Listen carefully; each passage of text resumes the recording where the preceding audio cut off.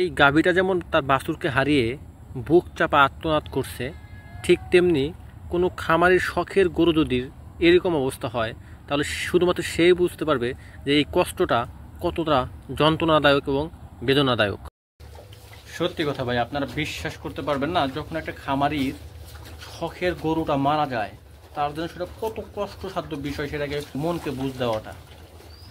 এই যে গরুটাকে দেখলেন সেটা আমার নানা শ্বশুরের, এটা একটা বাহামা জাতের ক্রস ছিল, বাট এইটা অনেক ভালো ছিল, একদম সাদা ধবধবে সাদা গরুর রং ছিল।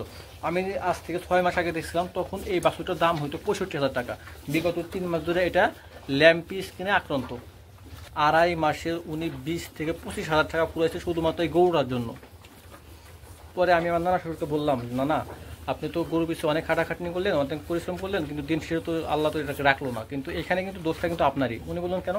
বললাম আপনি যদি শুরুতে যদি 200-300 টাকা দিয়ে একটা ল্যাম্পির ভ্যাকসিন দিয়ে নিতেন তাহলে কিন্তু আজকে আপনাকে 20-25,000 টাকা কিন্তু খরচ করতে হইতো না। যে পরিমাণ কষ্ট পাইতেছিল ভাই, আপনাদেরকে আমি সোজা কথা দেখাইতে পারলাম না ভিডিওতে ওইভাবে, যে ওর সমস্ত শরীর কীভাবে পচে দুর্গন্ধ পোকা দিচ্ছিল ভাই। মানে তারপরে উনি কিন্তু আমার যে নানা উনি কিন্তু দীর্ঘ 2.5 মাস ধরে ওকে এইভাবে দেখাশোনা করতেছে, নিজ হাতে ওর পোকাগুলো মারছে এবং সব সময় কিন্তু ওষুধপাতি দিছে ভাই। এটা বলা বাহুল্য, আমি যখন ওখানে ছিলাম আমার খুব খারাপ লাগছে, নিঃশ্বাস নিতে যেরকম কষ্ট হচ্ছিল, মানে আমার খুব খারাপ লাগছে। ইভেন যখন ও মারা যায়, আমার চোখের সামনে মারা যায়, তো আমি গরুটাকে দেখতে মূলত ওখানে গেছিলাম, যখন ও আমার চোখের সামনে মারা যায় তখন আমি একদম নিস্তব্ধ। ওর যে মা ছিল, গাভীটাকে দেখে আমার খুব খারাপ লাগছে, যে আসলে প্রত্যেকটা প্রাণীরই প্রত্যেকটা মাই তার সন্তানকে কতটা ভালোবাসে, সেই আত্মনাটা আমি দেখতে পাচ্ছি। এবং সবাইকে বলবো ভাই, আপনারা সময় মতো গাভীকে বা গরুকে, যে কোনো গরুকে ল্যাম্পির ডোজটা দেবেন।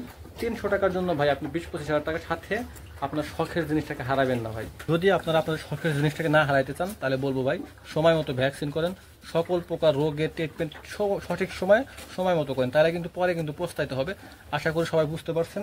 আমাদের খামারি ভাইদের উচিত, যারা নতুন খামারি আছে তাদেরকে উচিত সব সময় সচেতন থাকা এবং কখন কোন ভ্যাকসিনটা দিতে হবে নিয়মিত সময় মতো সকল ধরনের ভ্যাকসিন দেওয়া। যাই হোক, আল্লাহ ওনাকে ধৈর্য ধারণ করতে তৌফিক দান করুক এবং সকল খামারে একটু সাবধান হবেন ইনশাআল্লাহ। আসসালামু আলাইকুম রহমতুল্লাহ।